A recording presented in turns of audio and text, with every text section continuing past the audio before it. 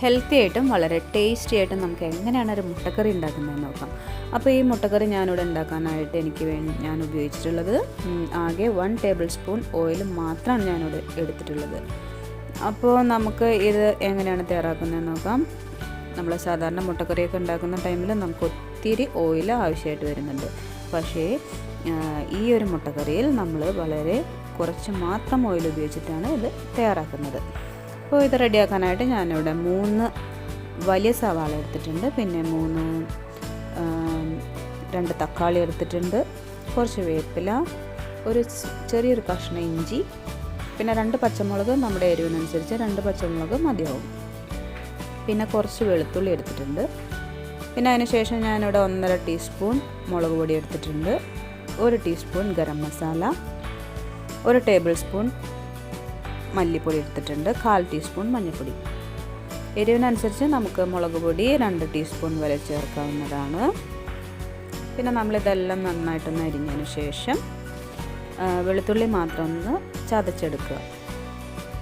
നമ്മളിന്നത് cook ചെയ്യുന്നത് പാനിലോ ചീഞ്ചട്ടിയിലോ അല്ല, നമ്മളിന്നതെല്ലാം കൂടി ഒരു പ്രഷർ കുക്കറിലിട്ടാണ് കുക്ക് ചെയ്യാൻ പോകുന്നത്.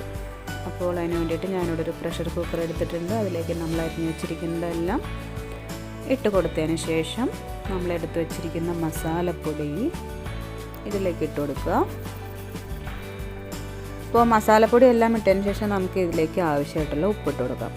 ഉപ്പിൻ്റെ പൊടിയോ ഉപ്പിൻ്റെ കല്ലോ ഇട്ട് കൊടുക്കാം. ഞാനിവിടെ ഉപ്പിൻ്റെ കല്ലാണ് ഇട്ടിരിക്കുന്നത്, 1 ടീസ്പൂൺ ഇട്ട് കൊടുത്തിട്ടുണ്ട്. പിന്നെ നമുക്കിതിലേക്ക് വേണ്ടത് ഓയിലാണ്. ഞാനിവിടെ 1 ടേബിൾ സ്പൂൺ ഓയിലാണ് എടുത്തിരിക്കുന്നത്. പിന്നെ നമുക്കിതിലേക്ക് വേണ്ടത് ഇതിനാവശ്യമായിട്ടുള്ള വെള്ളമാണ്. ഞാനിവിടെ 1.5 ഗ്ലാസ് വെള്ളമാണ് എടുത്തിരിക്കുന്നത്. 1.5 ഗ്ലാസ് വെള്ളം എടുക്കാം.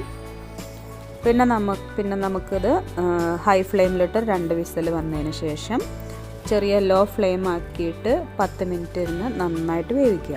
അതിനുശേഷം തീ ഓഫ് ചെയ്തിട്ട് ആവിയെല്ലാം നന്നായിട്ട് പോയതിന് ശേഷം മാത്രം കുക്കർ ഓപ്പൺ ചെയ്യുക.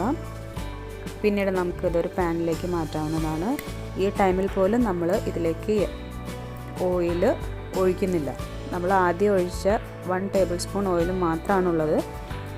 പിന്നെ നമ്മളിതിലേക്ക് കുറച്ച് ഷുഗർ ആഡ് ചെയ്യുന്നുണ്ട്, അതായത് ഒരു പിഞ്ച് ഷുഗർ ആഡ് ചെയ്യുന്നുണ്ട്. ആ ടേസ്റ്റ് ഒരു ടേസ്റ്റ് കിട്ടുന്നതിന് വേണ്ടിയാണ് നമ്മളത് അങ്ങനെ ആഡ് ചെയ്തത്. അപ്പോൾ നല്ലൊരു ഹോട്ടൽ ടേസ്റ്റാണ് ഈ മുട്ടക്കറിക്ക്. അപ്പോൾ എല്ലാവരും ഒന്ന് ട്രൈ ചെയ്ത് നോക്കണം.